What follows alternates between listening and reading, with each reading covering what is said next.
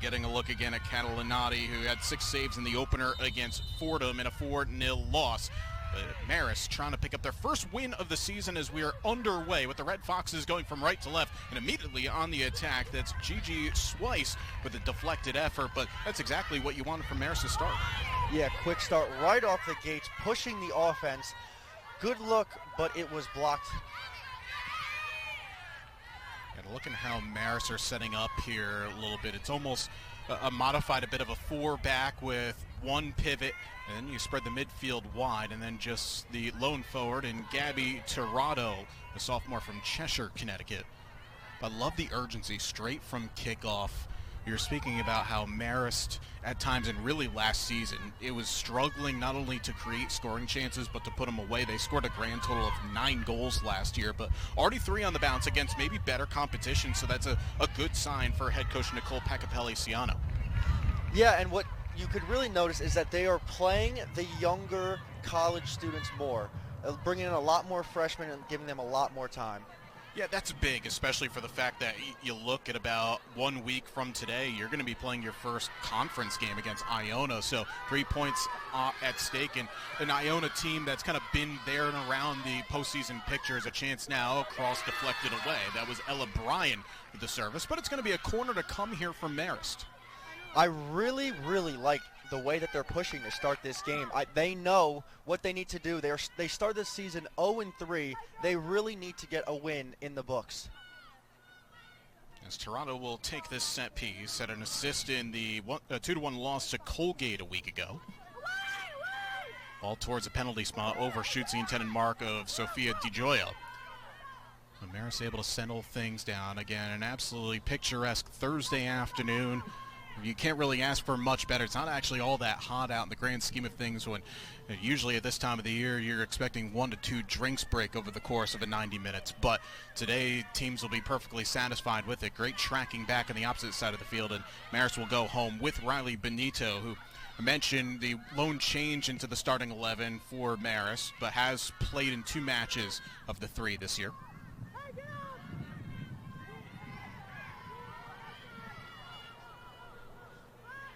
So here early in the start of the game, both of these teams want to feel each other out. That's what you do. You keep the ball on your own end, pass it around a little bit. You got to see what the formation is for the defenses. Again, the speed is going to be out wide for Binghamton with on this near left flank. You have Megan Baker, wears number 2 out of Jamesville, New York. We highlighted, of course, Jakea Davis out on the left side. Marist, again, talking about the formation, now it looks like they almost have that double pivot in the midfield, so that's where really trying to force Binghamton almost to play centrally. And that's something that, again, tactics, you'll see both of these head coaches mix and match, and there's a lot of familiarity between Neil Banachargi and Nicole Pacapelli because, well, Nicole was actually an assistant at Binghamton for 3 years prior to her taking over the head coaching job. And I spoke with Coach Banachargi about it, and he said, well, first off, you have to appreciate what Nicole brought to their team at Binghamton over her time. And it was kind of an odd time where she got hired to be the assistant at Binghamton, and then a week later the world shut down due to COVID, but was able to bring the positive energy. And he highlighted how, in watching scout of Marist, how the team basically emulates what she brings as a leader, which is energy, intensity, but everyone fighting for each other. And he says it's not going to be a matter of if, but when Marist start to take those next strides and basically take back where they were in MAC women's soccer, which was always a team challenging for a top spot. As Davis has gotten loose, a left-footed effort that's blocked, Catalanati is not going to be able to save it, and it's out for a corner. Yeah, as you said, so the Red Foxes are trying to change the identity. They're playing more freshmen. Is that a message to the upperclassmen that they got to start playing harder? I think it's really you're just trying to find the identity of who you are right now, but also this is that time to mix and match a little bit. It's a 12-game conference schedule, so figure out who you are now. As playing that behind is Julia Lonchar, another corner to come for Binghamton. But I can understand what you're saying as well, where, you know what, instead of saying this as a negative, let's turn it to a positive. You're tasking young players with the responsibility of getting a starting opportunity. Near post ball off the corner, good header away. Binghamton, though, keeping it alive around the edge of the area. That shot takes another deflection. Could have gone anywhere. It was off the foot of Mackenzie Brotherston. The third corner in a row here for the visitors. Yeah, and that was just a simple shot, trying to get it in the box, but it took a deflection just wide to the right of Maddie Catalanati. It'll be Anna Buckwalter once again, a near post ball, and it's sliced behind. Safety first there from Lonchar, the senior from Brampton, Ontario, formerly of the University of Connecticut.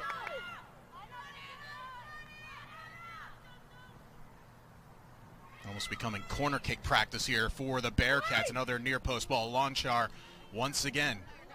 If in doubt, right? Yeah, this is a great start for the Binghamton. 5 corners in a row, looking to finally actually get a shot on goal. Well, everything's gone to the near post. It's now a delayed run coming in for Brotherston. Instead, goes to the back post. It was Sophia Garofalo with the header. And they'll be out for a Marist throw-in at this near corner. The Red Foxes defended that one well. It was all going to that front post where Lonchar deflected every single one of those balls away. And that, if you're talking about young players rising to the challenge, that's a senior player, and Julia Lonchar taking control of the situation. Bella Brown trying to link up and said he'll just be reversed back to this near side with Garofalo, a first-team America East selection a year ago. That's not a bad area looking for Davis, but well taken by Catalanati. A chance now for Marist to break. Oh, but a really well-timed tackle. That's where, really, if you're Binghamton right now, knowing that you've had a little bit of the advantage over the last few minutes with all those set pieces, but you have that speed. It's not just one way offensively. It's a big collision right in front of us, but the referee plays on here. Ella Bryan, it's a bit unlucky. What I was going to go back to say, Nick, is that that speed out wide isn't just one way. You can also have your wingers track back and do the defensive work. Yeah, it puts a lot of pressure on Binghamton. It gives Red Foxes a lot of opportunities for those deep balls. Foul on Brown as you get a look now. Ella Bryan, freshman from Glen Mills, Pennsylvania. 4th consecutive start for her. Number of first-year players getting an opportunity. There's 7 first-year players on the Red Foxes. And Amagi will send this down the line looking for Tirado. A bit too much onto that, and he'll be out for a Binghamton throw right in front of the Marist bench.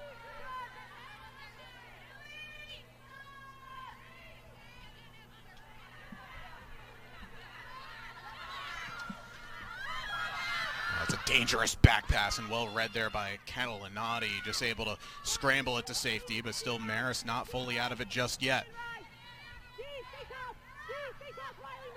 Bella Brown, and she'll go home. Bit of an indecisive ball. And a second one at that, right to the feet of Gigi Swice. Lonchar, dangerous second touch, nearly nipping in there was Davis, and again, that's where the speed can help you. Attacking players, firing on all cylinders. It's gotten a bit sloppy here for the Red Foxes on defense. Again, we said earlier, trying to not put the pressure on the defense.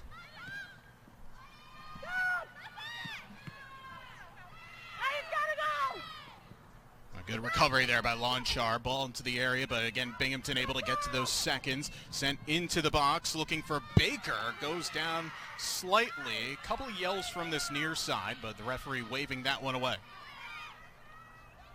Let's take a look at this one back here. Not really all that much in it, Nick. Yeah, it was a good aggressive play. It could have been called either way. They decided to keep the whistles in their pocket and let them play on. Yeah, Ella Bryan, that's a good slide tackle, which of course nowadays where if you leave your feet, you're always in danger, but for me, it was always the ball.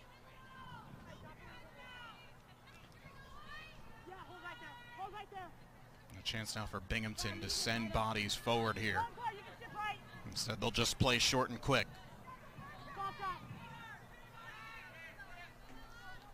Brown. Garofalo will Pump this into the box. Dangerous ball. It's going to find Davis. Just there in the nick of time, though, is Marist able just to clear their lines. Now is that corridor of uncertainty, and also where you have this setting sun, difficult for players to read the flight of the ball. Paige Luke now. First time we've really called her name, the junior from Ilion, New York. Former America East Rookie of the Year back in 2023.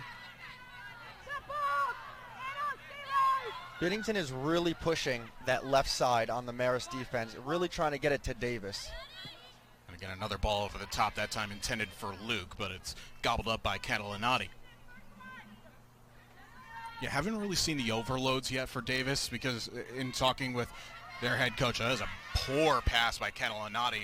Fortunate there that Maggiu is aware to it. But yeah, if you can isolate spaces for Davis, that's a positive. But if you can get the overloads, that helps as well. Welcome back here to our Williams and Lumber and Home and Center's broadcast location here at Tenney Stadium on this beautiful Thursday afternoon here. First of a couple of matches on the weekend for Marist. They'll travel out to Worcester, Massachusetts, take on Holy Cross, but couldn't ask for anything much better. But yeah, I like the idea where you're trying to involve Davis a little bit more into this game. Feel like she's got something to say about it to try and break down this Marist back line. And they have generated really good chances so far early to start this game with that play. And I can bet they're going to keep doing that. Alexis Worrell, a sophomore from Toronto. Now with Luke. Brown trying to link up once again with Davis, and I've now started to see that Jakea has come a bit more centrally. She's so much more effective when she's able just to drift out to that wide left channel and try to isolate either the opponent's right back or the right midfielder.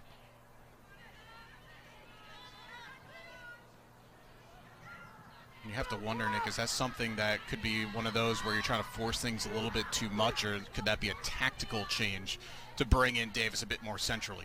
Well, I think she is really the key player that Marist has to watch offensively, and they've been doing a good job of guarding her away from the ball. But again, they still are getting those opportunities, but the lucky breaks for the Red Foxes as they have not been able to capitalize.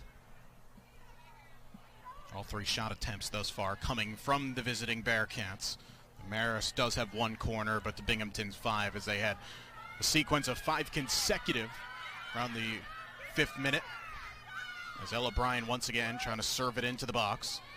Doesn't beat the first defender, and it's cleared, but only as far as the center half, Julia Lonchar.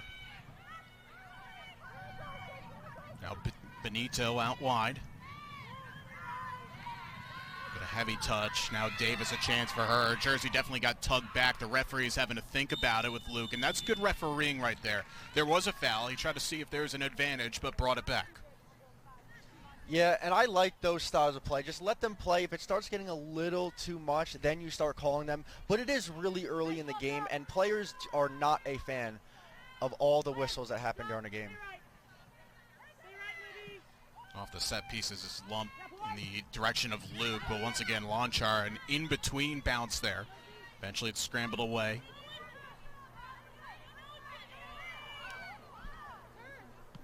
Davis. Yeah, the pressure is actually really coming on for the Red Foxes on the defense.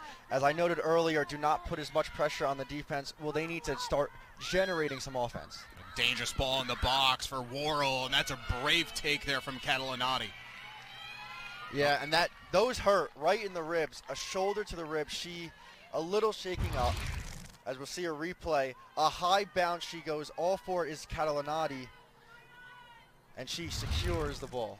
And I love, and this is speaking as someone who didn't play goalie at the level that Maddie does, but to some extent, they always taught you to protect yourself as a keeper. Go up with that knee to make sure that you don't have someone to run into you, and that's textbook work there from the senior.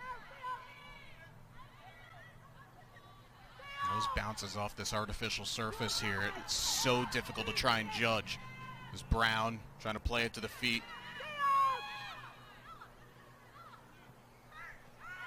And a Buckwalter.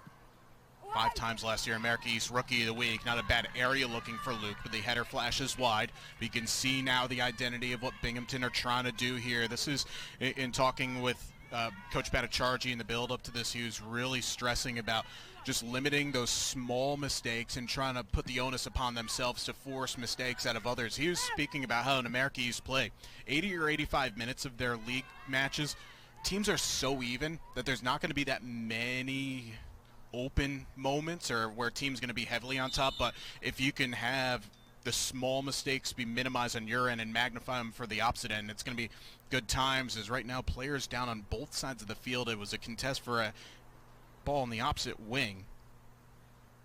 You see it's Mackenzie Brotherston for Binghamton.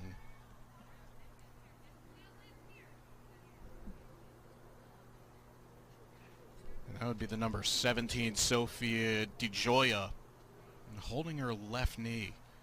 That's not something that you want, in addition to the fact that it was an aerial battle.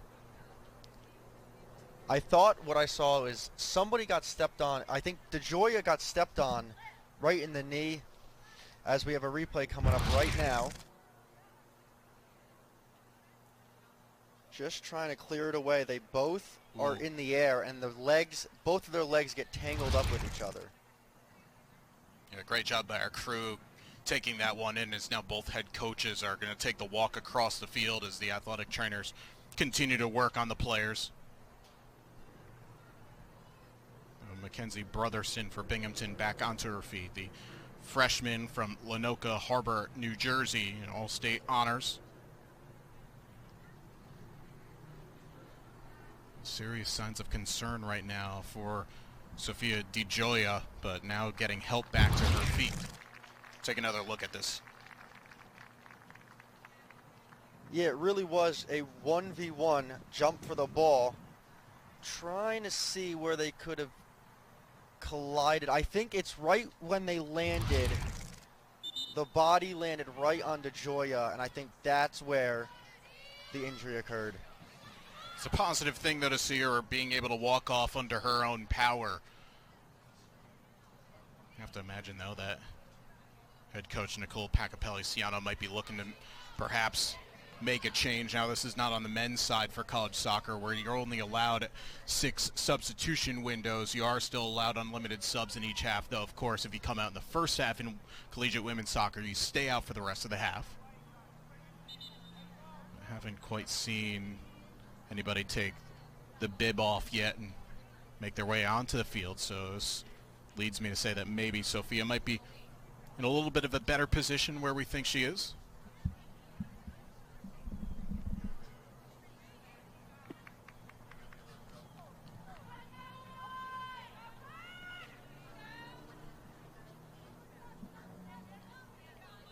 Well, now we're hearing that actually Marist did just make a change right before the whistle blew. It's Emily DeVico, senior, who'll come in, and one would have to imagine it's going to be a like-for-like switch and operating on the right flank. Maggie trying to link up with Brian, intercepted. Mia Kachuni. Oh, it's really well done. Nice recovery. Didn't get out on the first, but able to get it out wide on the second. She's wrestled off the ball, and in addition, wrestles down Anna Buckwalter. This will be a free kick now for Binghamton. Yeah, great defensive play right at the 40-yard line. A little too aggressive, but you really do like to see that. Yeah, pulled her down. But that's what happens when you don't stay in front of the ball and you get beat. You're relying on to just sneak something away with a little tug. And again, I like what the official did there. Let the play develop for a moment, see if there was an advantage. There wasn't, and it just brought it back. That's another free kick, and that one a little bit more reckless there from Brian, going right through the back of Megan Baker. And now this is one of those positions where Binghamton previously off set pieces were in and around the middle of the field. Now 40 yards away from goal. This is where you can get the targets forward and try to flight one towards the edge of the 6-yard box. Instead, Garofalo will take it. Catalanati spills, and the rebound goes off the post. And the second chance is put in. It's Paige Luke with the goal, but the flag has gone up, and it will be offside. Oh, that is really unlucky there, but you have to go back to it for the goalkeeper and Catalanati. That initial ball into the box looked to have been gone well wide of the goal, Nick. Let's take a look at this here. That was definitely one that was going wide, but also the decision. Now, I will say this. Off that initial replay, if it's offside, this would have to be on the initial ball off the post because Paige Luke was well onside. So the referee is now going to go over to the monitor and have a look at it. Now let's take a look at this again here. So this would have to be off. It's going to have to be off the initial free kick. Because when Catalanati plays this, Luke was in an onside position at that point. So you can see Neil Banachargi having a conversation with Alexis Worrell.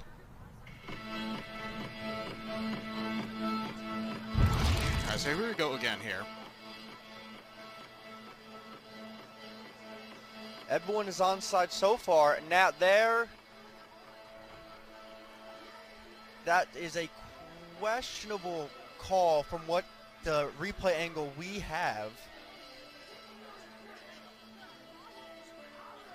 So I think it would be Anna Buckwalter as the player that we're looking for if she's in an offside position. Because again, you can see the official going over to the monitor. Because Luke, on the second chance, she was on. Let's take a look again at the wide shot one more time. You know what, Nick, from that angle, I have that as a good goal. Because it looked like Buckwalter, who's wearing the number 10, you see her just put up her arms there. She was definitely playing off the back shoulder of the last defender off the initial contact. You could see, I think that is Maggie there holding her on. Yeah, and you got to look at the position of the body. With the there's an imaginary offside line. You got to look at the position of where they're both at.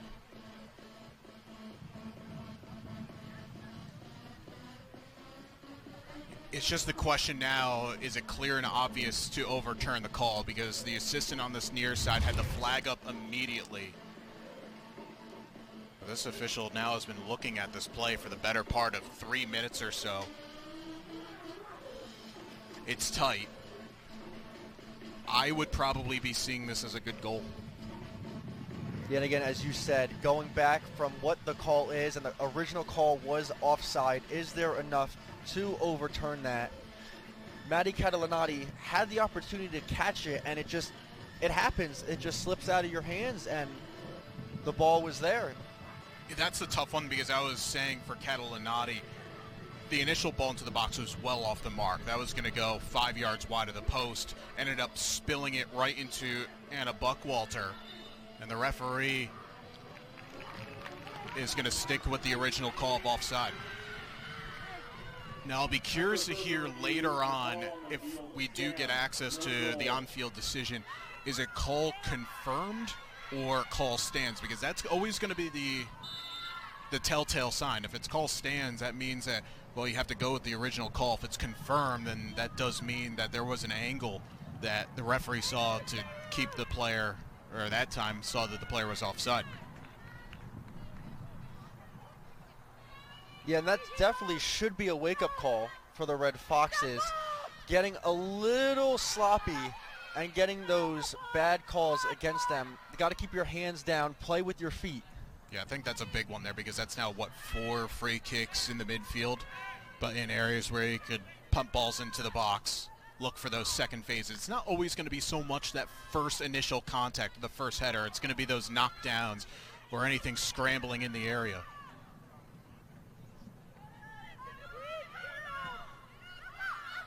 There's Olivia Lindsay trying to play it down the line, looking for Gabby Tirado. Remember, Marist started off this match brightly, generating a set piece, and they did have a little bit of a counter press going on, but we haven't seen Gabby Tirado be brought into this game a whole lot. Olivia Lindsay as well.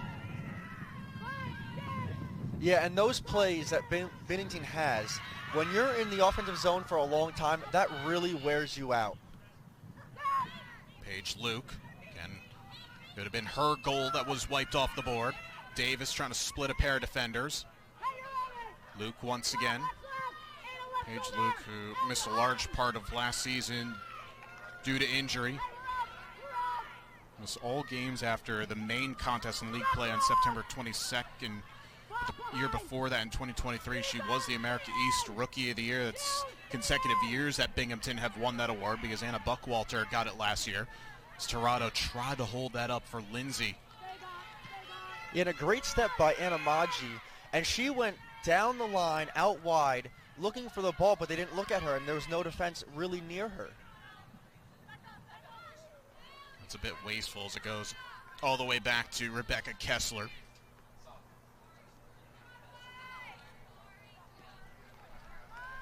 Interesting about the goalkeeping dynamic for Binghamton, by the way, because the goalkeeper's coach, Caitlin Williams, who was the starting #1 last year for the Bearcats, stays on as a assistant coach. And working well with Kessler coming through. Also, a week ago, Bella Grace Dunn from Lawrenceville, Georgia, made her collegiate debut. A couple of stops against St. Bonaventure, in Binghamton's 2-1 victory. So there is depth there in between the posts. Ella Bryan. That ball is deflected. It'll be a Marist throw right in front of their bench as a couple of players starting to get warm now. Can see Ariana Mullen, the Hamden, Connecticut native, getting loose. See at the bottom right of your picture. Yeah, let's see if the Red Foxes can real quickly generate some offense. Well, you put the curse of the commentator on it because it's knocked back out towards Lonchar. It'll be a Binghamton throw. Well, that's a case of holding onto the ball a little too long. You have players out wide to her right. Just got to do those simple passes, get the ball moving a little more, and get the defense running after it as well. Good persistence by the combination of Bryan and Swice, nearly taking it off the #9, Bella Brown, who shows great strength to keep it on. As Catalanati will get it from her center back. Ball bypassing Maggi, and it'll be a Binghamton throw. As Megan Baker playing in her 30th match in her Binghamton career. Actually, in the match against Lehigh to open up the season, a 2-1 victory, missed a penalty kick, but the rebound was put in by Alexis Rorel. Ended up being the game-winning goal in that match in the 49th minute. Really tough place to play, by the way, Nick. I don't know if you've ever seen it before. Lehigh has this grass field, as this is played in towards Catalanati, who controls it in her area. It's very sloped. It goes from near side to far side. It's almost kind of playing on a downhill, so you're almost attacking uphill one half and downhill the other. It's not crazy, but it's enough that it's noticeable. So any team that gets out of there with a result, you've done your job. Yeah, and playing on grass in general is so much harder. The ball sticks to the ground a lot more. The ball does not skip as much either as it does on turf. No, I think, though, I get what you're going with, but I think players will still always say they'll take a nice grass field over a turf field any day of the week. But to each their own.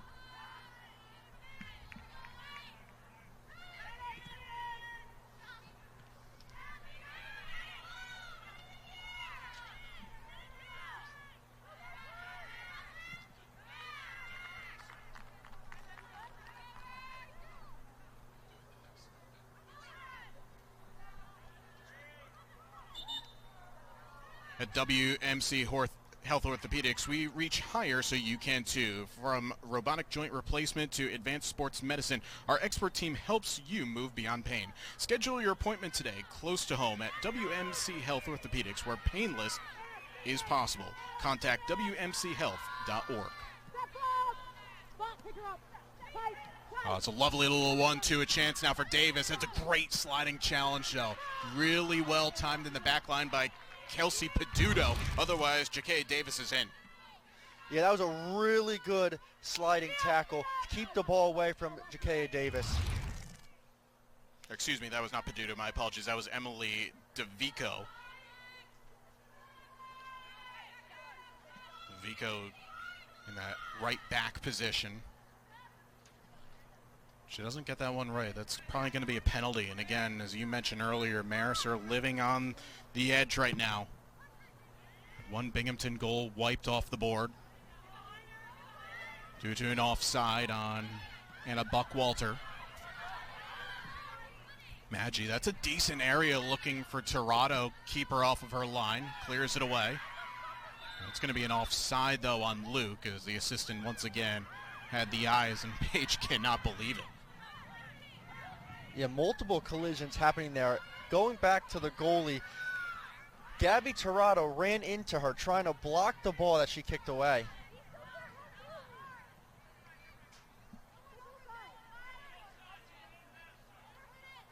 Now, chance now for Marist to get the big targets forward here. This free kick should be inside of Marist's half because you can actually be offside in your own defensive half of the field. That's where the referee is going to say that.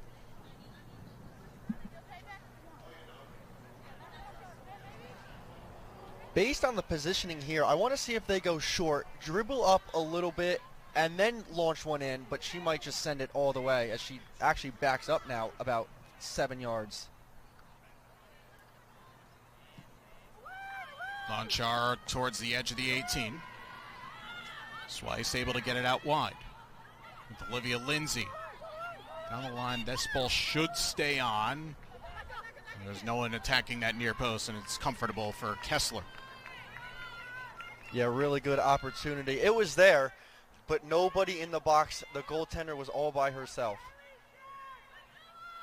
I'm curious to see over the course of this match, does Marist maybe add a second option with Tirado playing as that out-and-out lone striker?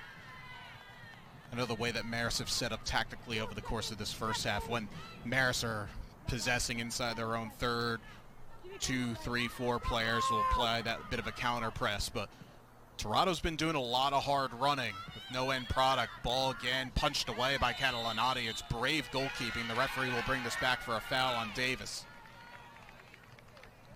That was a really, really good ball sent to Davis. Catalanati just beat her to it. Punching the ball away, we will have a goalie kick. Yeah, that's not the first time that Maddie is charged off of her line to make a play. And again, they're going back to that left side with Davis, trying to get her involved a lot more. Benito keeps that on, but not able to link up with Lindsay down the line. Maybe a Binghamton throw as we're now into the 26th minute here. And Binghamton statistically on the ascendancy, out shooting Marist 7-0. Having one goal taken off the board due to an offside. Marist defensively, though, they have bent a little bit, but they haven't broke just yet. When they've had their moments going forward, they've looked dangerous. Just haven't applied that end product. Yeah, and that would be the consistency of the team. You got to be very consistent, and especially it's really tough. Only their 4th game into the year. You're still, kind of looking for that play. Yeah, just looking for consistency and the understanding within the partnerships all across the field. As Sophia Garofalo not able to keep that on. It'll be a throw from Marist, as it does look like Binghamton have one substitute ready to go, Sophia Miller, and then it looks like at least a double, maybe if not a trio of changes for the Red Foxes.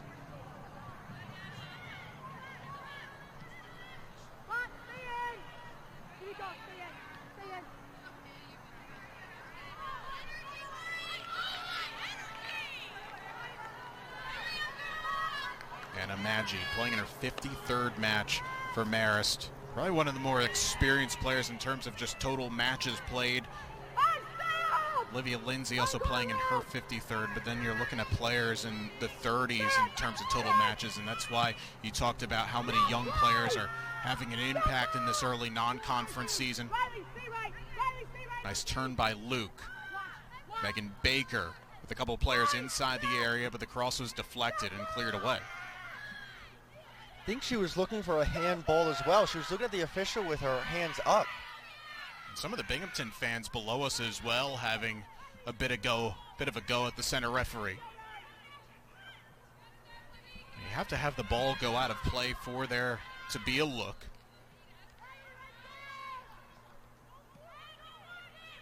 It's a giveaway in the midfield now, and Swice with an opportunity to link up with Tirado.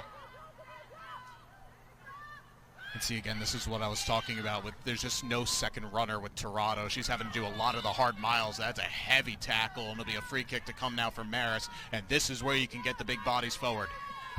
This is where all the offense has been generated from the free kicks, as Marist will be rewarded one. She totally missed the ball right for the legs. Jillian Garcia getting halved in that tackle on the opposite side of the field. As Marist will send 6 into the box. Tirado, not a bad area. Keeper gets 2 fists to it. Good positive goalkeeping from Rebecca Kessler. Ella Bryan. Tackled away by Baker, out for a throw. That's a good area, though, from Tirado.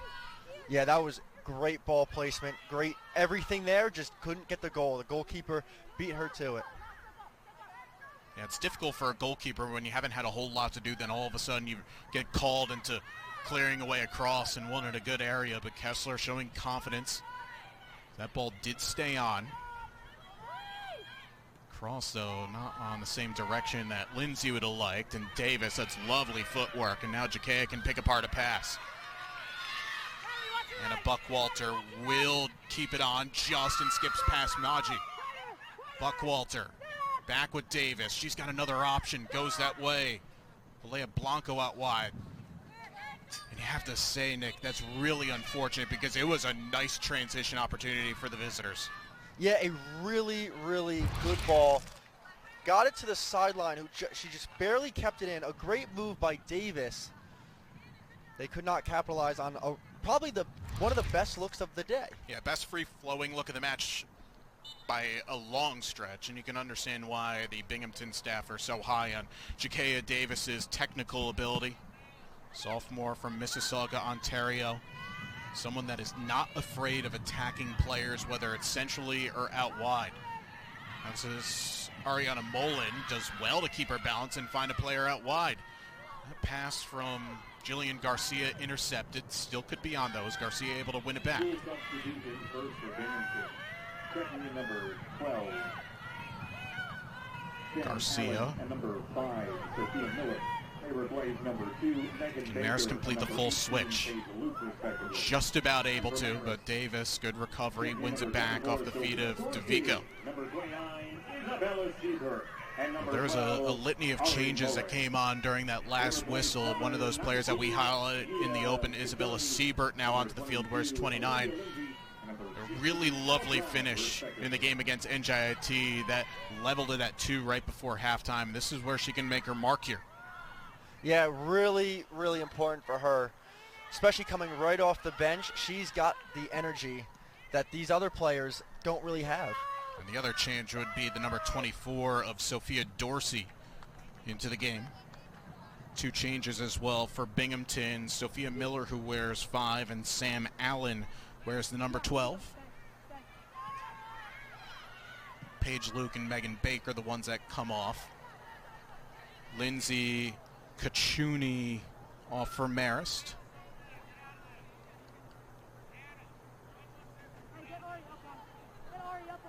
As well as Brian.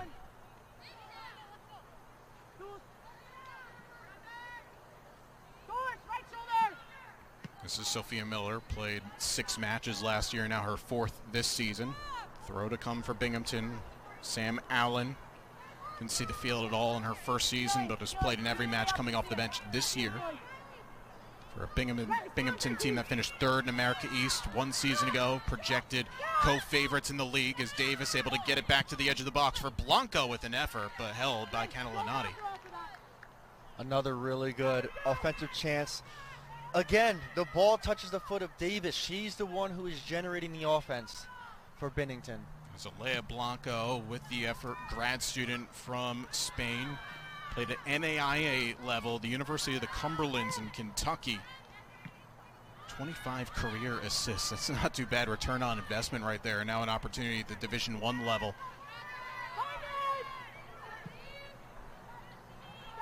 As DeVico does well to rescue and ends up earning her team a throw on the opposite side of the field.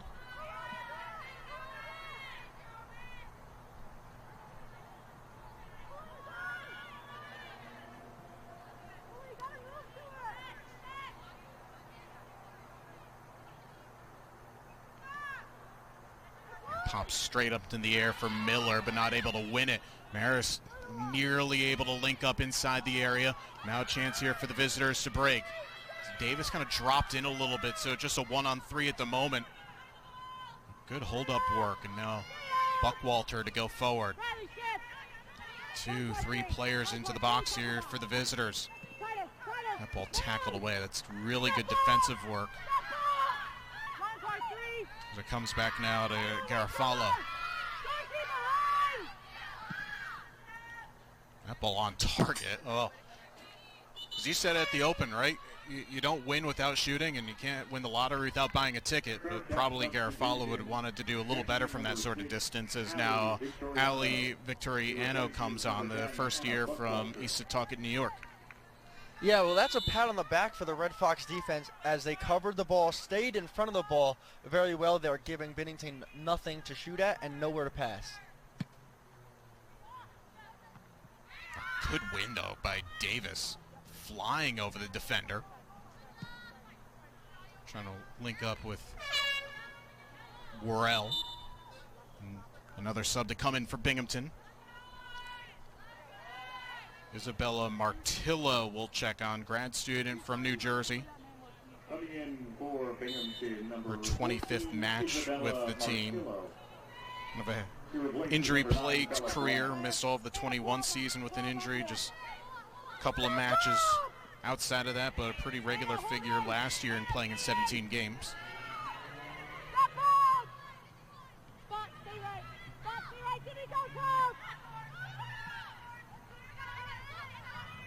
See the amount of Red Foxes inside their own area. That was a bit of a slack back pass, but no one there to latch onto, and that ball gets all the way through. Davis is in here, trying to square it across, and that goes in!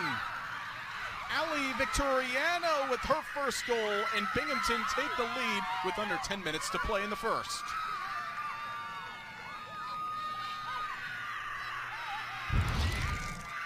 Yeah, the ball sent in a missed header by Gabby Tirado. It set up the offense for Davis, sent it right in the middle, and that was Ali Victoriano who finishes. And this goal will count. Well, Binghamton had been knocking on the door, and that's just a training ground finish. Slot it right inside the near post. Nothing that Catalanati could do about it. And again, it comes all back from Marist just not having a couple of players up high just to do the hard work in case of those slack back passes in and around the Binghamton back four. And well, there's one that set up that run. That ball probably doesn't get to Davis if there wasn't a second body, but now Marist will have to play from behind here, something that they've done probably a little bit more frequently than they would like. But there you go, there's that slack back pass and chance now for Siebert.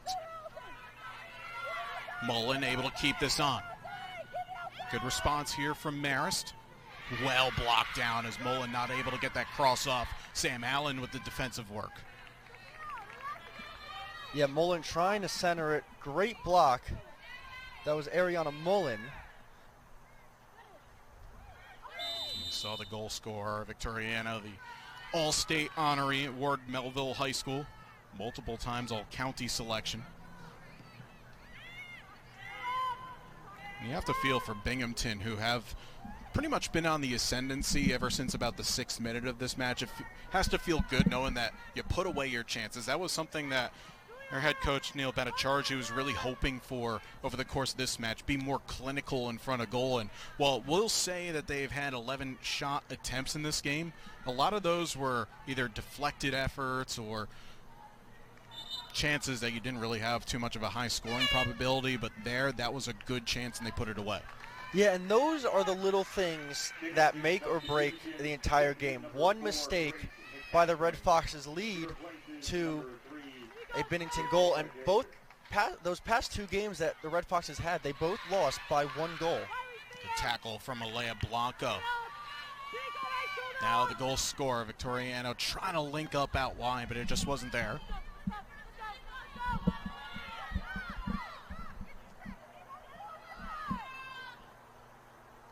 Catalanati's been busy in goal, credited with just 2 saves, but a couple of collections off crosses. both catching and punching away. Binghamton continue to roll the bench a little bit here, already using 5 subs in this first half. Lauren Clark is getting ready to come on. I also saw just a few moments ago Grace McCasland check in. She wears the number 4 jersey for the Bearcats. And we're 2-1 on this early season. Good response after a 2-0 loss against Monmouth, where it was a pretty even match for the first 65 minutes or so, and then all of a sudden a couple of goals come in for Monmouth to put that one away.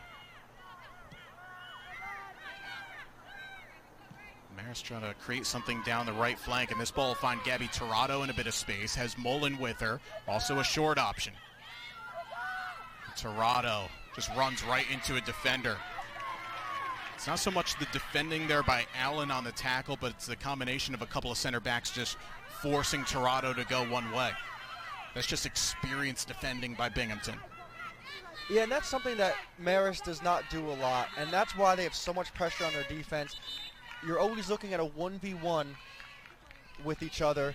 As Bennington, they have each other's back. They go out, they help, and generate no offense for the Red Foxes. Alexis Worrell comes in, comes off, I should say. Lauren Clark coming in. Also Emily DeVico, who came on as a substitution for Sophia DiGioia, who came off for an injury. She gets replaced.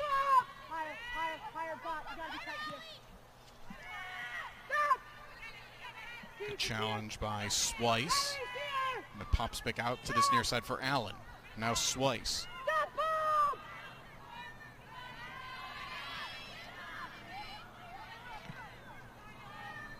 Ball just launched over the top. This is a really good area. Marist not able to defend it, and it's going to come for a corner.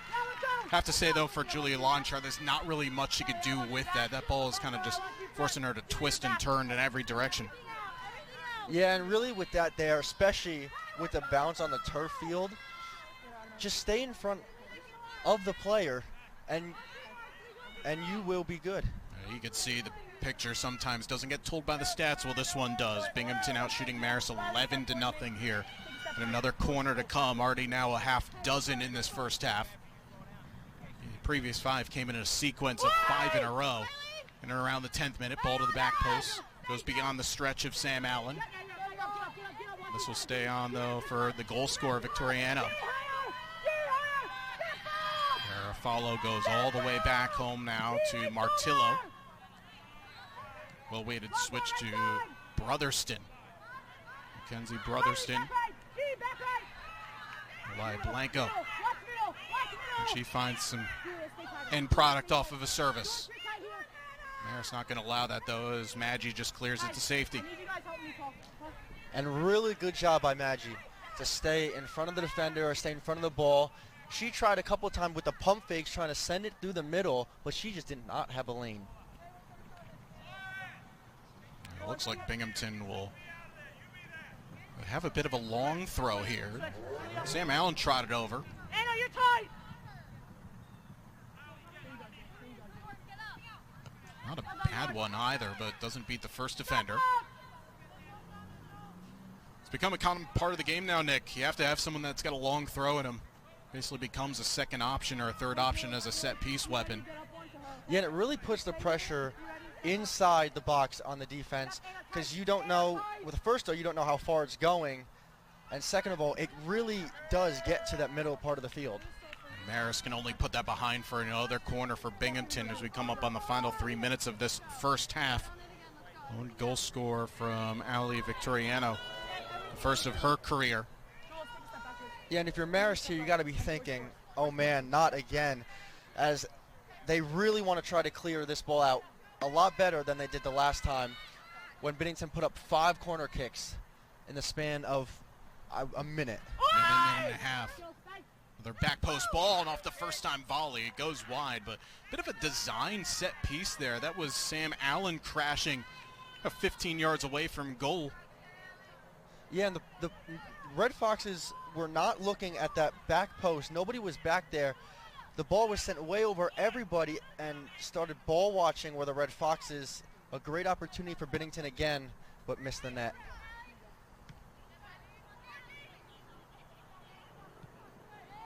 And safety first from Launchar, who probably for me has been the best player on the field for Marist thus far, outside of their goalkeeper. Confident in their defensive abilities just to win possession. That'll be a foul on Binghamton. A bit of a loose one inside the attacking third with under 2 minutes to go. This, if you're Marist now, you just take your time.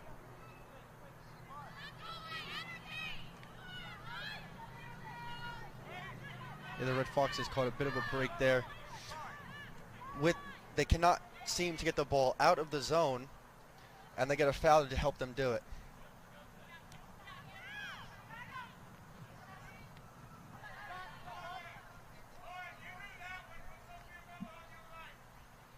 Marist not able to gain much down the field off of the restart. Binghamton gets a free kick right around midfield, and why not with about a minute left?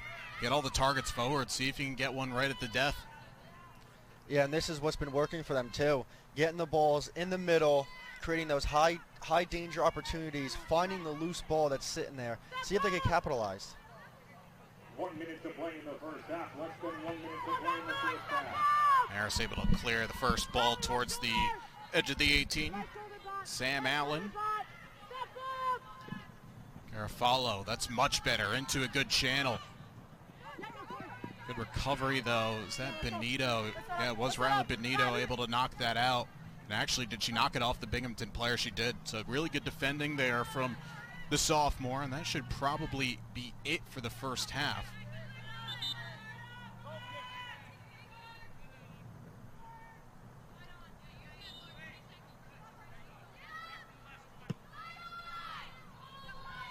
Nick, final thoughts from you on this first half. Probably if you're Marist, you're pretty happy just going down to the locker room by one, but there's still something to be taken from this game, you feel?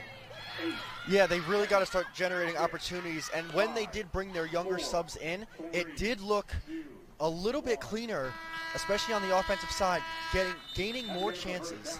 But it is Binghamton who lead after 45 minutes. The lone tally. All-conference defender unavailable, sitting on the bench with a big knee sleeve on as we're underway. Binghamton with the opening kick going from right to left on your screen. Alongside Nick Passion, I'm JJ Duke. Thanks for spending your Thursday here with us. This is the first of two games on the campus of Marist University as the men's squad, after a 1-0 victory against Stony Brook a week ago to open their season, they take on Army, who picked up a big victory, their first victory over a Power 4 squad since the 90s, knocking off Penn State at home on Sunday. So that'll be a fascinating one as these two local rivals square off. As Paige Luke had a number of chances in that first half, and she was the one that really kind of showed the type of caliber of a forward that won the America East Rookie of the Year award a couple of years ago, always in and around and linking up nicely with Jakaya Davis. Yeah, she was all over the place in a really, really good way on the offensive side of the ball for Binghamton. Right place, right time, knows where to put the ball, and know who is open to receive that ball. Now for Marist here, again, they've had to deal with a little bit of lineup reshuffling after the injury to Sophia DeGioia pretty early on in the first half. Saw her walking around on the bench, but doesn't look like she's going to be factoring much for the rest of this game.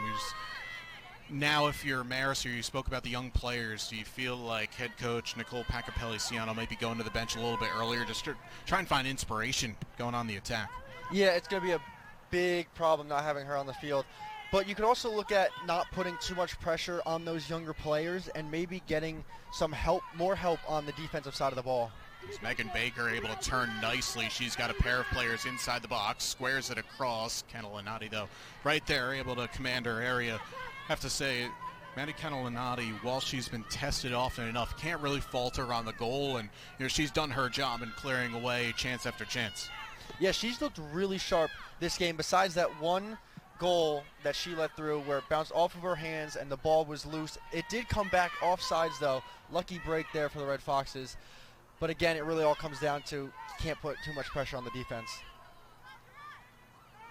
Good tackle by Gabby Tirado, but then 2 arms through the back of the Binghamton defender, and it'll be a free kick for the visitors. And Binghamton come into this one 2 wins, 1 loss. Last match last weekend down at Monmouth. Neil Bhattacharjee was very happy about the performance, said it was really even, a Monmouth team that Marist is pretty familiar with, a former MAC squad up until the conclusion of the 2021 season, but Monmouth Summer Rymet turned it on in the backstretch and potted a couple of really well-taken finishes, one in the 70th and one in the 78th, and that was the difference. That's what his squad wants. They want to face top-tier competition because once league play in America East starts on September the 21st at home to UMBC, they want to be at the standards and the levels that they think they can accomplish. One of those players that started off brightly, not only this season but in this match, is Jakea Davis. Lovely little 1-2 with Luke, and Davis is in here for 2. It's in! And that is lovely forward play between Jakea Davis and Paige Luke. That was just absolutely beautiful. Davis puts on a really good move, the little give and go. The defense did not see that, and really nothing Maddie can do. And you'll see this here, but Davis, this is exactly what you want as a winger. Take on your defenders, and I mean, that's, once again, a training ground move. Yeah, it was really, really iffy going to that far side, off the post and in, and that is a 2-0 lead for Bennington early in the second half. It's now 8 career goals for the sophomore, who had 5 last season, 4 of which in league play. Binghamton goal scored by number 3, Jakea Davis. And you have to wonder, well, there's so many positives for Binghamton on that build-up. There's got to be some questions about Marist defensively there because you had players looking over for space wondering, what am I supposed to do next? Yeah, and that's just a young core trying to get it together. They really need to have more conversations within each other. People, you got to have your backs. That'll be a throw for Binghamton across the way. Lovely turnout on this Thursday afternoon, especially on that grass berm across the way. Not a bad way to end your Thursday as well. A couple of matches. Probably grab a little bit of dinner in between the two. The men's game kicking off at 7 p.m. Another ball over the top that was looking for Anna Buckwalter. Didn't come through. It's a player I'd love to actually see on the ball a little bit more, as Buckwalter, such a technical and savvy player in possession, is someone that's actually worked a lot, according to her coach, on her work off the ball defensively, trying to be that full-rounded, that center midfielder, not just a cam, a central attacking midfielder. But when she's on, she can basically run this team on a metronome. Pops all the way back now to Samantha Schroeder. There's the 27 jersey. Halftime change. I like this from Binghamton, by the way. They've gone 8 different field player subs in addition to the change in goal. Binghamton, they have listed on their roster 28 players. And if everyone's available, they can probably go to everybody at some point over the course of this long season. Yeah, that's a really good thing to have. Players who are well-rested off the bench. You can keep rotating them in. And that's, by the way, Buckwalter doing what she does best right there. Lovely switch after bypassing 2 defenders. Yeah, going back to like the depth that this team has, it really does have an effect on the team. Everyone's going to be more rested, and especially in the long run at the end of the year, you're going to look much better than most other teams will. Yeah, if you can have depth in your roster, especially in the way that America East runs their schedule, they pretty much play on Sundays with the occasional Thursday. So if you have depth, as Luke deflects that ball into her own path, but it's going to be out for a Marist goal kick. If you can have healthy depth over the course of the season and players playing at a high level, that's where headaches come in for the coaching staff because, well, you design things, of course, with the intent of everyone's going to stay healthy, but if everyone stays healthy and plays well, there's going to be players that are going to be chomping for minutes. On the opposite side, for a team like Marist that plays in the MAC, where basically you're going to be playing twice a week from October 1 onwards, you need to have that depth. You need to have players from beyond just your starting 11 and your first 5 off the bench. you need upwards of 20 players to have success in league play.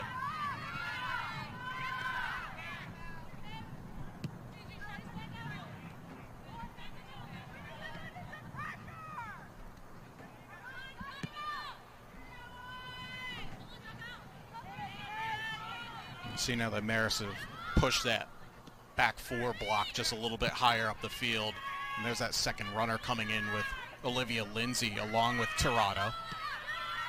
That nearly forced an interception from Dunn. And Marist are going to take this away. JoJo Swice to Tirado, and Marist are on the board. Yeah, and that's what happened. You put a a freshman goaltender in net. A costly mistake brings it back to a one-goal game. I was asking for it from basically the 15th minute on. Can you get a second runner with Tirado to force a miscue? And that time, Bella Grace Dunn just a little bit caught in possession there. And it's the combination of Gabby Tirado and Olivia Lindsay to then get Gigi Swice in on the ball. And it's just a clinical finish. Tirado from Swice. 33-43, Binghamton leads 2-1. Dare I say it, a little bit of a Tommy toe punt there for a finish, but they all count the same.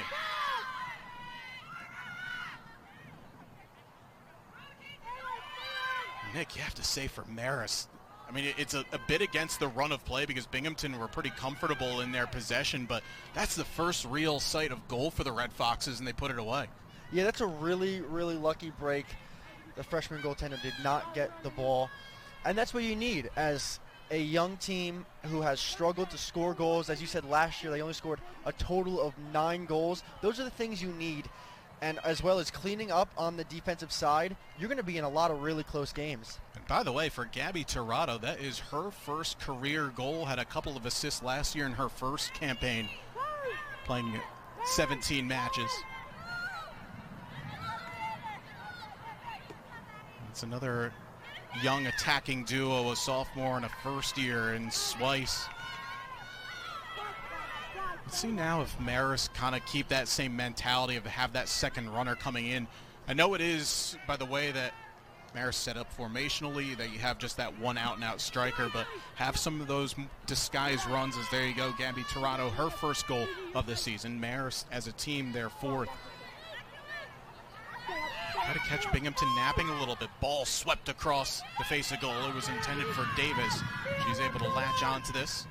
She does ever so well to keep possession on. And Marist will earn a throw. It's got to give this Marist group belief, though, now that they put a one away after not really having too many chances to go forward in the first half. Yeah, well, you look at that side, and you also look at the side where Bella Grace Dunn comes in, and maybe she is a little shaky right now, letting that ball go by, not being able to corral the ball correctly. And now you have her questioning her style of play right now. Good work by Jillian Garcia to win it back, and she's able to bypass Buck Walter before going home. Garcia, one of those experienced players, now playing her 44th match. The Red Foxes, ball down the line, intercepted by Garofalo, and out for a throw. Lindsay stumbling at the last moment. Baker able to intercept.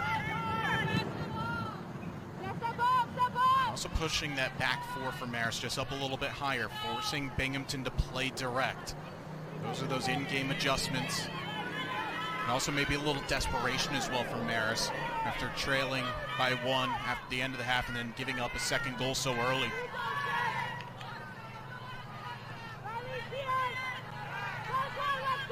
A bit hurried there from Schroeder. And some time to take that ball down and find a pass.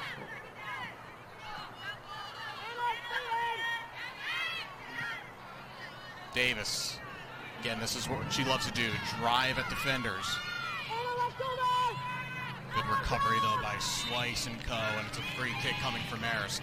Much better. Yeah, that time, the defense, they were helping each other out. They were all in the right position. That's the difference, what you're going to have, and that's what you got to do to keep Binghamton from scoring. Also say this, the other fact of the matter is if you're Marist right now, anytime you have a set piece, launch the ball towards the box because Bella Grace Dunn is going to be dealing with the conditions with the sun setting into her eyes for a bit. Player playing away from what is comfortable at their home field. Use those advantages. Lonchar kind of pressured. Emily DeVico, who came on as an early sub back in the first half for the injured Sofia DiGioia.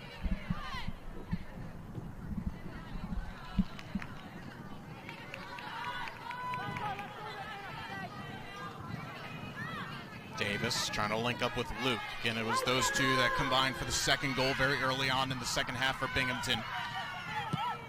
Safety first from Dunn, pressured by just Tirado.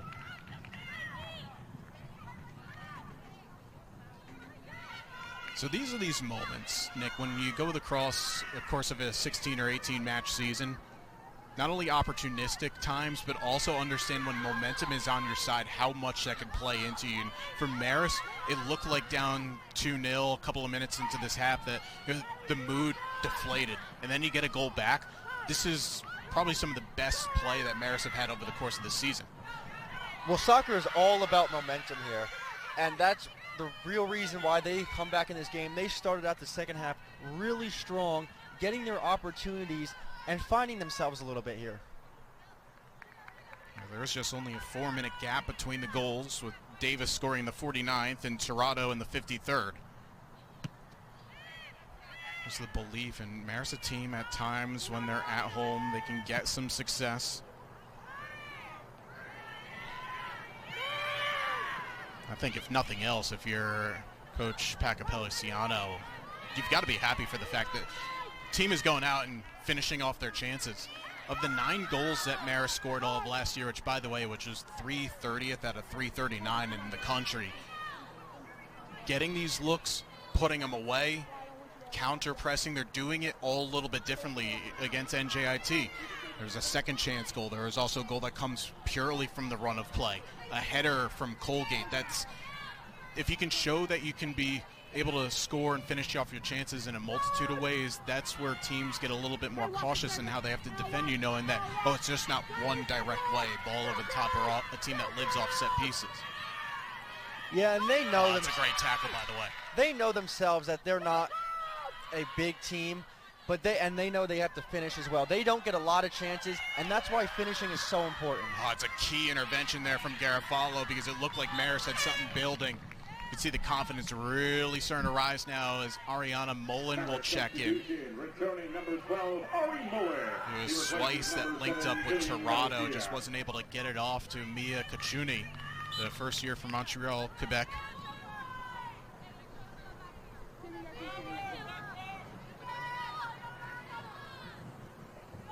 Marist will have another throw in over by the far corner flag. I like this move by Marist, putting Ariana Mullen back in. In the first half, she was all over the field, all over the ball.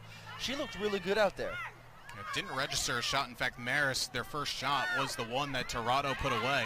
But always found a way to get in behind as that effort didn't have much power onto it, but it'll stay on here for the hosts. Mullen started her collegiate career at Stetson down in Florida. Going to cut it back onto her left. Not a bad area up in the header right at the keeper. Good center forward play there from Gabby Tirado. Yeah, Mullen, I said, looked really good in the first half. She's all over the ball here. A great pass right to the middle. There it is again, though. The fact that Marist cannot finish these golden opportunities.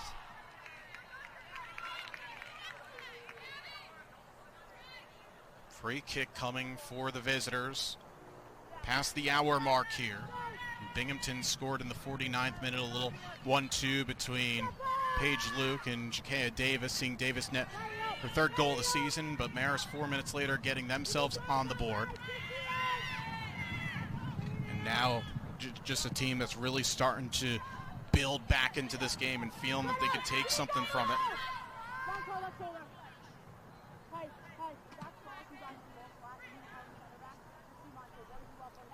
Now Binghamton a chance here, as you can see all those Marist subs starting to get warm over by the corner flag. They want to get onto the field and have their say. Because again, points are at stake 1 week from tomorrow. Or excuse me, 1 week from Saturday, I should say. The throw will come. Everything can change in a heartbeat, and the care you give your heart today can change tomorrow. From same-day cardiology to advanced treatments and even heart transplants, WMC Health delivers world-class heart care close to home. Don't wait, your heart can't, and neither should you. Contact WMCHealth.org.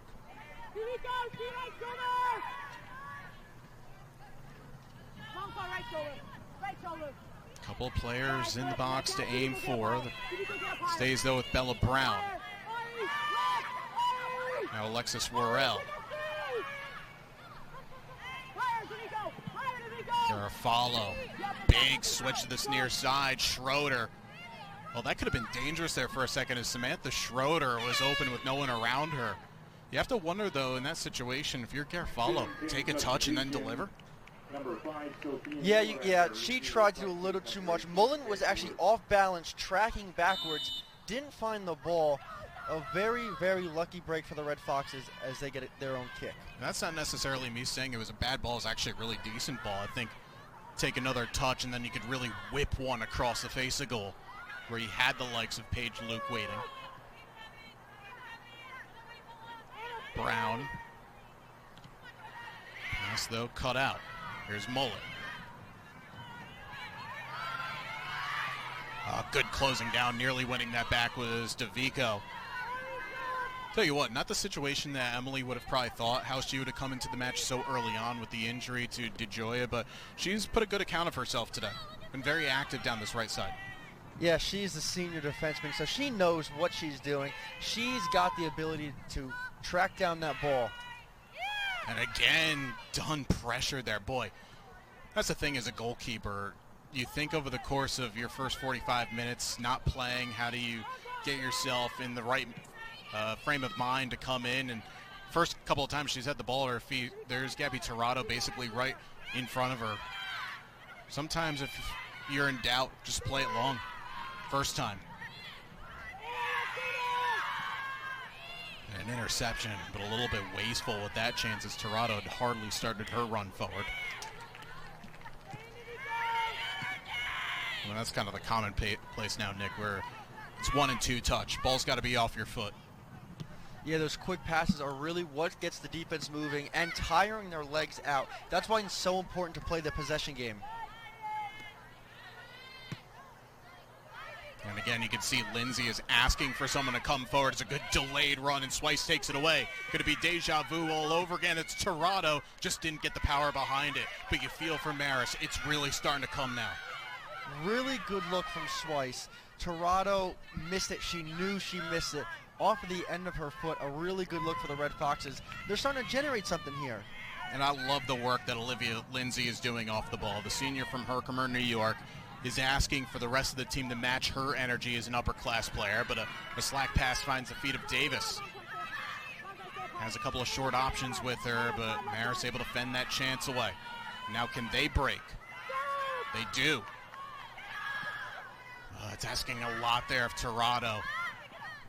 Bella Grace Dunn will come out and collect it. Again, another really good look, a really good idea with the ball too far away from Tirado.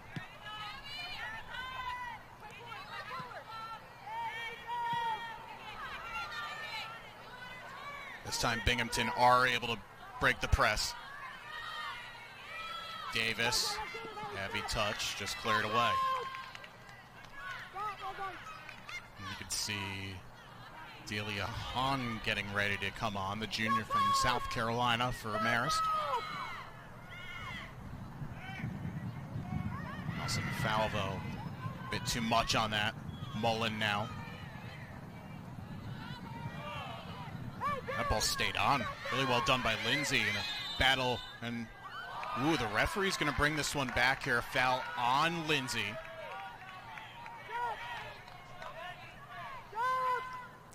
The Marist bench does not agree. I didn't really see much. It seemed more of Bennington was the culprit there, but they get the call. I think for me, I'd probably let that one just go. Both players had a tug of each other. there's anything more, you go with it. Davis able to skip by a defender, but the shot is blocked down. Does well to recover. Buckwalter, her effort is blocked.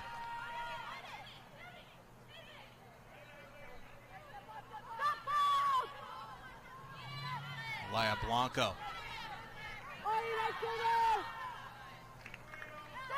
Now Falvo. It's not a bad area. Marist able to defend.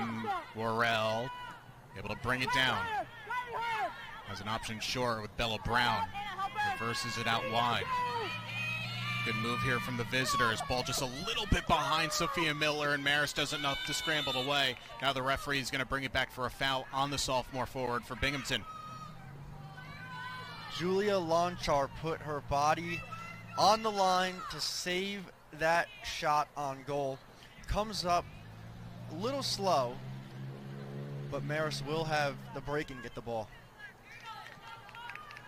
After the center backs for Marist were torn apart on that second goal for Binghamton, they've really locked it in defensively. Brave in their defending, doing their diligence as well with their communication. Mullen gets fouled off the ball. I think the referee is just going to play this one on. There's no intended signal. As Kachuni trying to drive end line. Cut off by Megan Baker.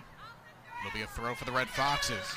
Just now, after standing on by the scores table for the better part of the last 4 minutes, Delia Hahn checks on for the hosts. Meanwhile, for the visitors, it will be Sam Allen. Number 2, Megan Baker. And for your Red Foxes, coming in, number 8, Delia Hahn. Olivia Lindsay coming off, by the way, for Marist. Really good second half performance from her. I think for Marist, this might be one of those, just get a quick breather and then you'll come back on for the last 10. Throw goes short towards Hahn. Plays it to the back post. Keeper's watching, and tell you what, that goes off the football crossbar, but Bella Grace Dunn once again twisting and turning inside her own penalty area. Yeah, coming into this game in the second half, I don't know how comfortable you're supposed to feel. Here's the replay, a really good ball just off the mark, trying to get it to Mullen. Twisting away, the wind is actually at the back of Marist. I'm not sure how much it would have actually impacted that, but if you have the mentality of the Red Foxes right now, it might be just shoot on will, or at least put anything into the box and force the keeper to make a play. And didn't see anything out of Rebecca Kessler that would show that there was an injury or a tactical change. This might have just been planned for 45 minutes for the starting and reserve goalie. But Kessler, after not having all that much to do in the first half, Dunn has had the complete opposite. But we should say young goalkeeper, first year from Georgia, the Georgia 7A goalie of the year for Mountain View High School. So someone that has a lot of quality. Just, it's one of those days where if a goalie makes a mistake, 9.5 times out of 10 it goes in.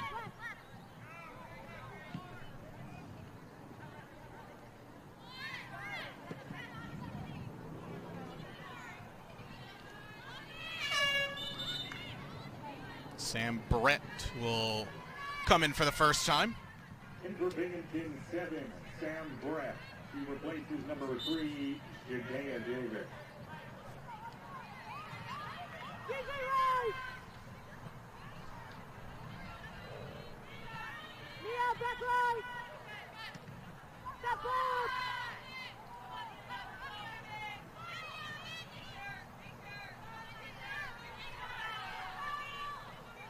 Ball comes back to right in front of us. Intended pass for Miller, intercepted well and just blocked forward, and this should run. And it will run out of play. CDPHP is a local health plan that helps you live your healthiest life. Assessing your benefits is easy through the CDPHP mobile app, and when you call with a question, a local representative answers the phone. CDPHP, a health plan that puts you first.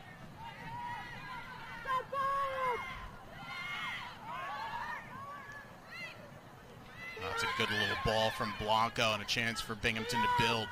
Brett links up with Sophia Miller. Better recovery, though, from Mia Kachuni. After that little run in the ascendancy for Marist, Nick, it feels like Marist going to have the wind taken out of their sails a little bit. Game's muddled in the midfield. Yeah, it has gotten a little bit sloppy. Players not backing themselves up with their teammates. That's what happens when you play defense. A lot of the time, you just get tired and dwindle down. I mean, that's the definition of a tired tackle when both players end up running into each other. Marist might actually come the better of it, though. Hahn came on a couple of minutes ago from Marist. Not able to link up with anybody in a white and red jersey. This will be a throw, and both teams will make changes as Paige Luke will re-enter the fray for Binghamton. Meanwhile, it's going to be Jillian Garcia who started this match. She'll re-enter for the Red Foxes. For Binghamton, number 18, Paige Luke. She replaces number 13, Alexis Worrell. Alexis Worrell will come off for the visitors. Really solid performance from her in 67 minutes. Number 16, Ella Bryant. And in women's college soccer, you are still allowed that one re-entry. Unlike in the men's game where you just have the 6 substitution windows. If you come out in either half, you're done for the rest of that half. Marist trying to play direct, and it's going to work out here as Mullen's gotten in behind. Just has Tirado in the area. Mullen now with more options to pick.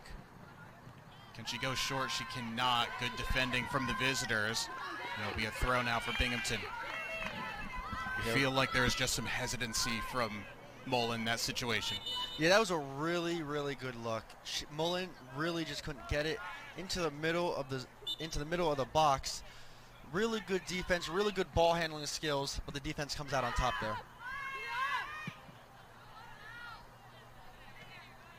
I have to wonder, perhaps, does Olivia Lindsay come back in the next couple of minutes or so just to provide that pressure going forward? It was her work in the counter press that led to the eventual Marist goal. Gabby Tirado, who has put in an absolute shift here on this Thursday afternoon. Often enough, just being that lone front runner. But her work paid off, getting her first career collegiate goal. And a foul on Binghamton. DeVico gets hit. Still not quite time yet, Nick, for just everything going direct here from Marist, but you feel like you might need to just show a little bit more urgency and at least getting it wide and getting it in. Yeah, well, and they have been doing that. They've been generating a lot of great chances, especially with Mullen on the touch of the ball. That should be Marist ball, but they don't call it that way. No arguments from the Marist bench as Megan Baker will check back on. Back in for Binghamton, number 2, Samantha Schroeder had a good opportunity about 10 minutes ago from a back post cross. Try to take it off the volley, but put it wide of the mark.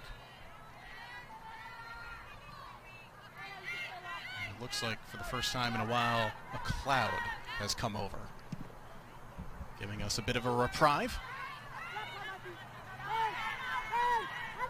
Launchar had a chance to go home there to the keeper, but does well enough to find a recovery.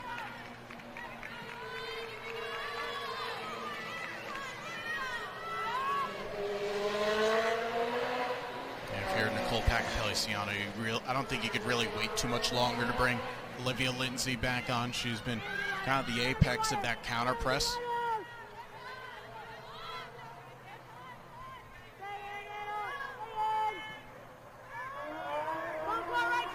Binghamton, they can perhaps start a break down the right with Sam Allen.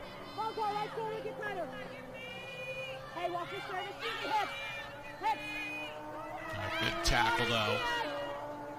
Will be a throw for Binghamton, but not much more.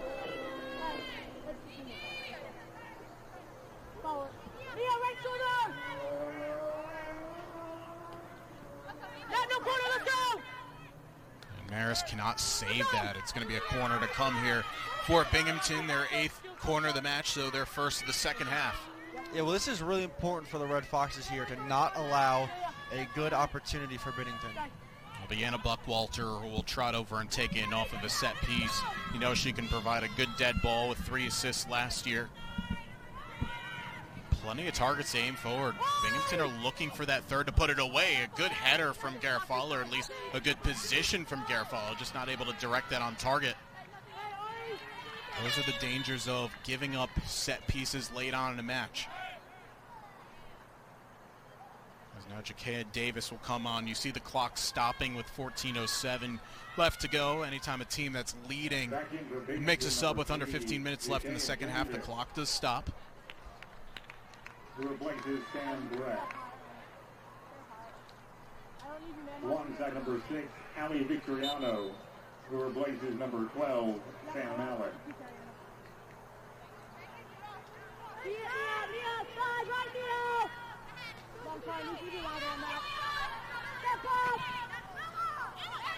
It's a dangerous area, but Kendall Anati does really well to recover.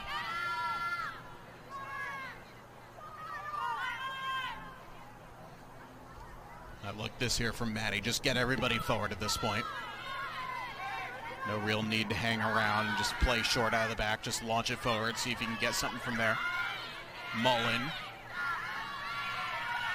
needs a little help. The late arriving DeVico is not able to win, and a chance now for the visitors to break. Ali Victoriano. She scored the opening goal. Gets it out wide to Sophia Miller. First you don't succeed, try again. It's a good ball to Buckwalter. Can't bring it down cleanly. Anna will get it back.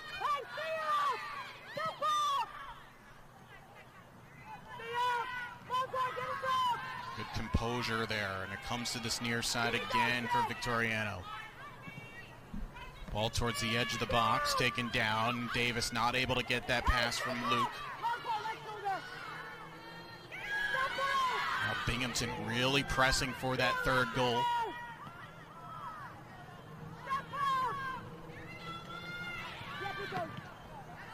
The ball just cleared to safety in front of us. Welcoming you once again back to our Williams Lumber and Home Center's broadcast location here at Tenney Stadium. Been a really intriguing match between these two New York State rivals. Binghamton scoring not far before halftime, and then shortly after, Marist, though, getting one back. First career goal from Gabby Tirado. The Red Foxes, who are looking for their first positive result of the season after dropping 3 straight to begin the campaign. Trying to recover a 2-goal deficit. They'll have a trio of subs coming on, but they'll have to wait a little bit longer to make that change. And one of those being the player that we highlighted, Nick, at the top of the show, and Isabella Siebert, who from this very same position in terms of a scoreline came on and scored an equalizer back on Sunday.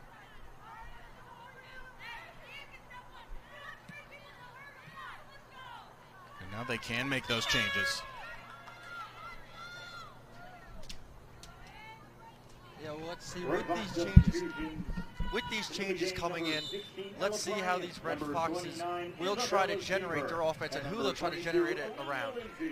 You have to wonder now, is it just going to be direct here with 11 and a half minutes to go? Launch everything towards the box, see if you can get a knockdown. Siebert there. Trying to lay that off towards Ella Bryan. Also, if you have a long throw, this would be the opportune time to use it. Siebert, well, it was actually a pretty effective throw. Late running Gigi Swice. Binghamton just cleared away. That's wasteful over the top from Riley Benito. Now this is where things would be interesting, Nick. They don't have in college soccer yet the 8-second rule that we're starting to see professionally and overseas. For those unfamiliar, kind of coming in over the summer with a few international tournaments where if a goalie is holding onto a ball for 8 seconds, the referee counts it down, for time wasting, then it becomes a corner for the opponent. You can't drop the ball, of course, that's perfectly fine after holding it for 7.5 seconds. Back in for Binghamton, number 13, Alexis Worrell. He replaces number 5, Sophia Miller. Binghamton will make changes, and again the clock stops doing so as Alexis Worrell comes on.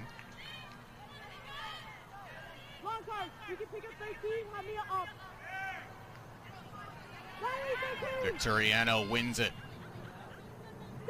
Good strength, though, from Kachui. Can Marist find that ball? It's rushed again.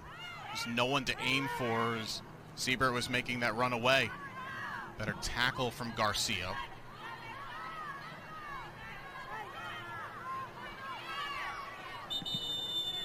And the referee's going to bring this back as there's a player down just in front of the Marist bench, and that's going to be Gigi Swice.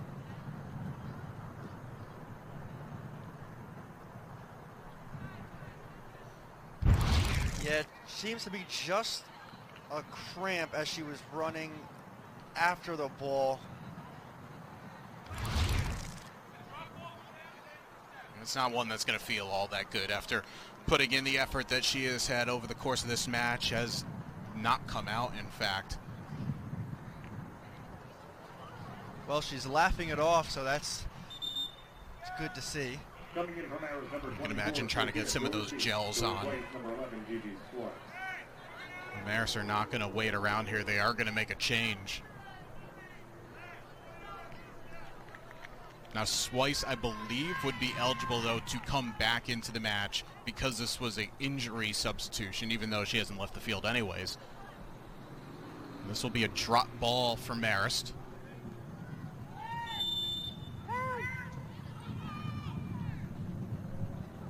And Marist have only had 4 shot attempts in this match, all of which coming in the second half. Their first shot of the game was their only goal of the game in the 53rd minute. Gabby Tirado, after some great counter-pressing, Swice was the one that had the assist on it. A lot of credit going to Olivia Lindsay for forcing the miscue from the Binghamton goalkeeper and Bella Grace Dunn. And here is Lindsay with another key interception. But again, may have not needed to force that ball. I know she was rushing a little bit, Nick, but that's where maybe you go home to a right back. Yeah, Cyber was one-on-one. I absolutely understand the idea of that misplaced and a little too strong on the kick.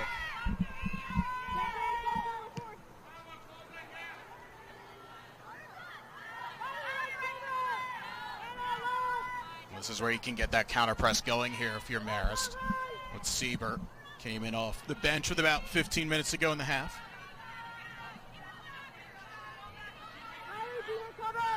Jakea Davis currently with the game-winning goal, being in the 49th minute. Marist does enough just to take it off of her. It is a throw, though, for Binghamton. For a Binghamton team last year that 7 wins and 5 draws overall in the season, 4-2-2 in the league. This will be a flying start for them if they can come away with the result on the road. They've got GW on the weekend, and then Syracuse on the road early September. Syracuse team that, by the way, is probably going to be pretty happy to see anybody that's not from the MAC coming to them, with already Quinnipiac getting a draw and then Niagara getting a result on the, well, at Syracuse for that matter.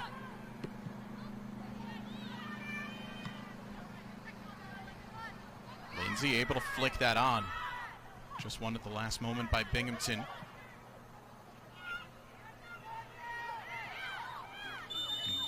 Bearcats asking for a handball. This is actually going to be a foul on the visitors.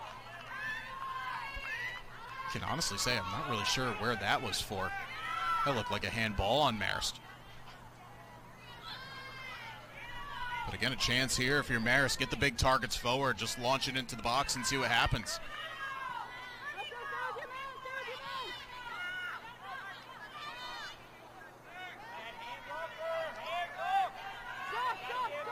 Binghamton holding a very high line as well. What a good 7 or 8 yards outside the edge of the 18. That's not the free kick that you would have wanted, though. Doesn't beat the first player.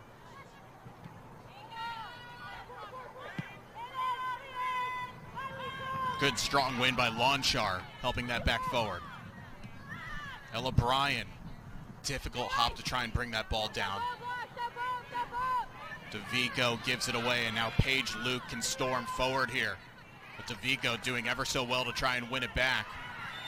And the referee, that's good refereeing there once again, because you could see that Luke had DeVico tied up. Another free kick to come.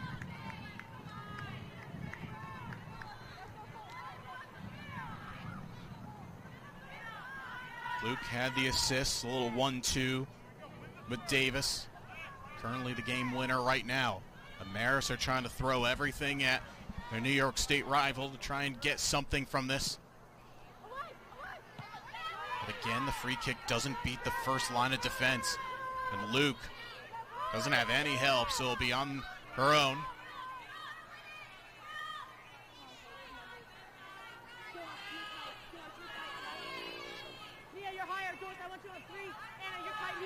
It's just wise play from the forward. Just get it into the corner. Yeah, really good defense by Riley Benito. Keeping the ball in front of her. By that time, Luke was exhausted from carrying the ball all the way to the corner, and she didn't really have any help with her either. That's when you're going to just take up and let it sit, wind the clock down a little bit. Yeah, Marist thought that was their throw, by the way, but the referee said, no, that was Binghamton. And now the referee's going to ask for the clock to stop as Davis, in the eyes of the official, taking too long to go over to the corner flag. Also, Gabby Tirado getting ready to re-enter the field. Goal scorer for Marist. Both teams asking for a free kick, none called, and Davis comes a stronger with it. Well tackled away, though. This will stay on. And Siebert wins it. And this will be a Marist throw, and now Tirado can come on to make that change. And it's going to be for the youngster, Isabella Siebert. Didn't feel like she had much of an opportunity to make an impact in this game. Looked bright in moments, but just not really any service or any chances. Yeah, and it's tough. The way that Bennington plays defensively, when you have a ball in their offensive zone, they really know how to swarm to that ball. She had, like you said, she looked really good on some of these plays, but not a lot for her to do and not a lot of time to get going. Free kick, though. Binghamton will happily take a few more seconds off the clock. Right now, if you're Bella Brown, you're just thinking, just play it into a corner. In fact, the short option should have been on there, but Delia Blanco is not aware. Davis not able to keep that on. Binghamton out shooting Marist 14-4, but we really haven't had too many chances over the last 20 minutes or so game time.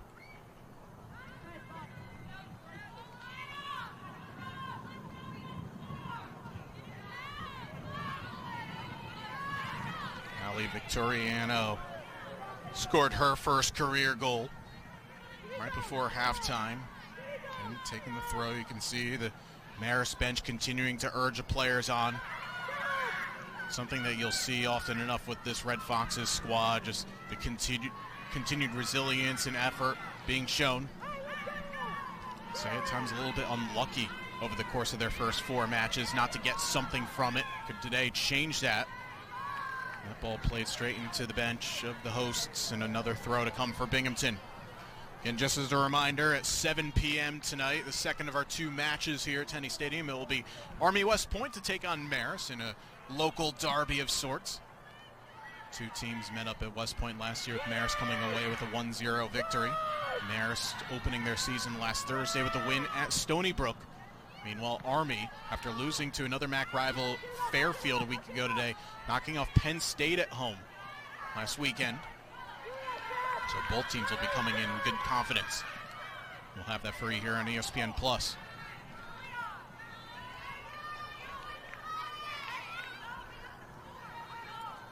Well, now you're getting to the point for the Red Foxes where if you get the ball, send it down the field, have somebody go on for the run, trying to generate any type of offense that you could get. Binghamton are doing everything that they need to right now just to kill off the final few minutes.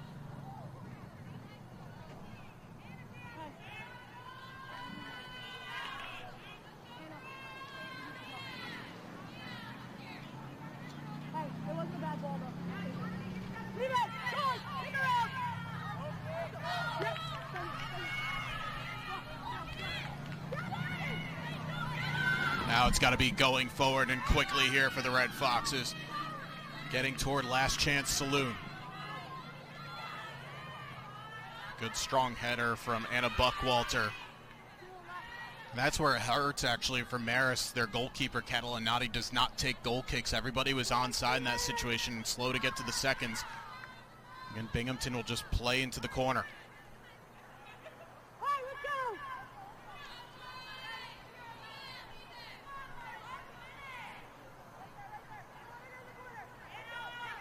They're going to continue to just sit in the corner, waste all the time. You see that in a lot of soccer games. Really smart thing to do. A team over the last few years that have been in and around in terms of getting to a conference semifinal and a final in America East. Binghamton know how to see games out. Bit slice there from Victoriano, and maybe one last chance here for Marist to just get everybody forward. But it's got to happen now. And Imagi gets a throw. 35 seconds left. Good work by the ball boy, by the way. Quick retrieval skills. Gets it back in. That's a foul, and that's going to be on Marist, and that will just about do it. Binghamton will be in absolutely no hurry to get this forward. However, Nick, has to be said, though, a better showing and a better last couple of showings for the Marist Red Foxes. It was totally different from the first half and the second half. Marist looked a lot more alive, knowing what's going on around the field, but they will fall short tonight. And a hug from the two head coaches, former colleagues, but it is